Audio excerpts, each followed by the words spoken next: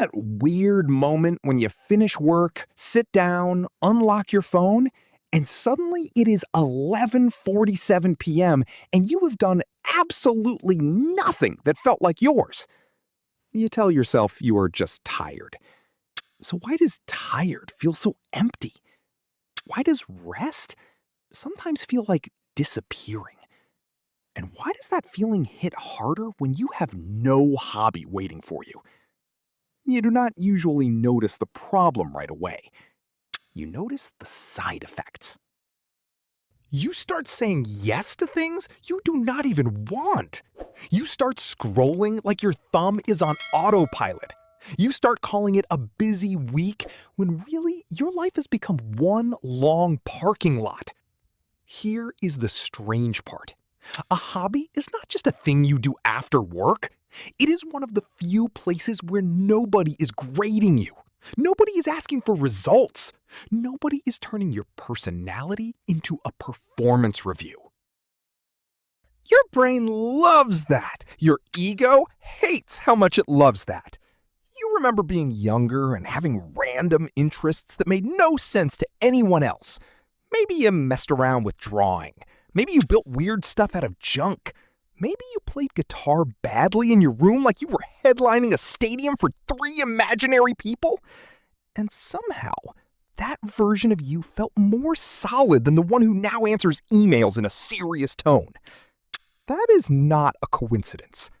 That is a clue. Your identity is not built only by what you achieve. It is also built by what you do when nobody is watching.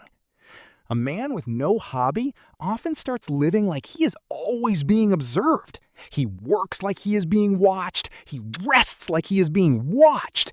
He even relaxes like he's trying to impress a ghost. That gets exhausting fast. You tell yourself, I just do not have time.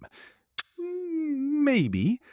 But notice how people with hobbies somehow find time to disappear into them for 3 hours and still somehow pay their bills. That is because a hobby is not about free time. It is about protected time. And protected time changes something deep. You become harder to shake. You become less needy for random approval. You stop looking at every quiet moment like it is a threat. Your mind needs one place where success is not the point. That sentence matters more than it sounds.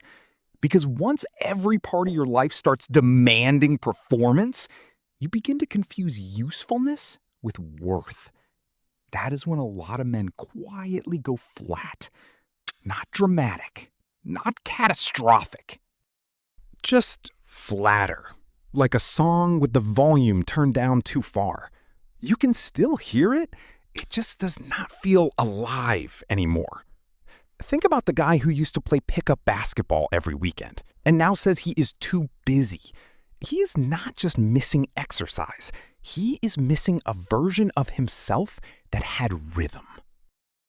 He had a place where he could be competitive without being consumed by it being a man. That matters. Because men get trained early to make their whole identity sit on top of competence. Be useful. Be productive. Be strong. Be the one who handles it. Nothing wrong with that, until it becomes the only language you speak. Then even fun starts feeling suspicious. You hear a hobby and your brain asks, what is the ROI? That is a brutal question to ask your own soul. A friend of yours probably has this exact problem and does not even know it.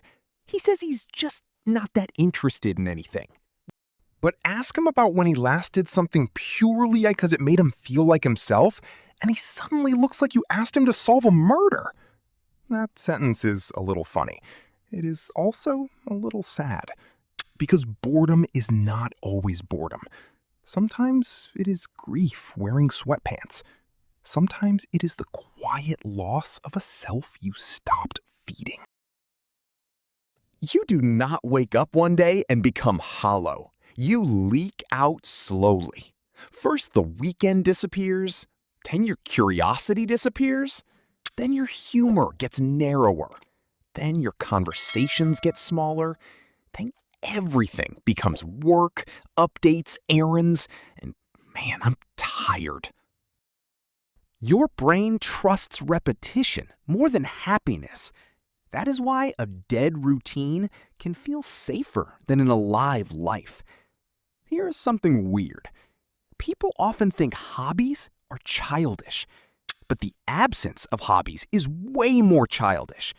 A child can still imagine. A child can still play. A child can still lose track of time without asking permission from their calendar. When a grown man has no hobby, he does not always become serious. Sometimes he becomes stiff, and stiffness is not the same as strength. You see this in relationships too. A man with nothing that is just his often starts asking for too much from his partner. Not in obvious ways, in subtle ways. He wants her to be his comfort, his excitement, his emotional reset button, his entertainment, and occasionally his proof that he still matters. That is a lot to put on one person. And that's also how resentment starts wearing cologne. Because if you have no personal outlet, every relationship starts carrying your whole mood. And once that happens, even love starts feeling heavy. Most people never say it out loud, but attraction is affected by what a man carries inside his own life. Not just money, not just looks, not just confidence poses in a bathroom mirror. A man with interests has texture. A man with nothing has pressure. Texture is interesting. Pressure is exhausting. That is why people can feel the difference, even when they cannot explain it. One guy walks in and he has stories. Another guy walks in and he has a job title. Only one of those usually gets remembered. There is also something almost ridiculous about how fast a hobby can bring you back to yourself. You pick up an instrument, a sketchbook, a bike, a fishing pole, a game controller, a dumb little project that makes no sense on paper, and suddenly your brain goes, "Oh, there you are." It is like your nervous system recognizes a familiar key in a locked door. That is not magic. That is memory. Your body remembers the version of you that was not always optimizing. And sometimes, that version is more emotionally intelligent than the polished one. Because emotional intelligence is not just knowing your feelings. It is knowing what helps them breathe. A hobby gives your mind a place to breathe. Without that, everything becomes compressed. You start overthinking because there is nowhere else for the energy to go.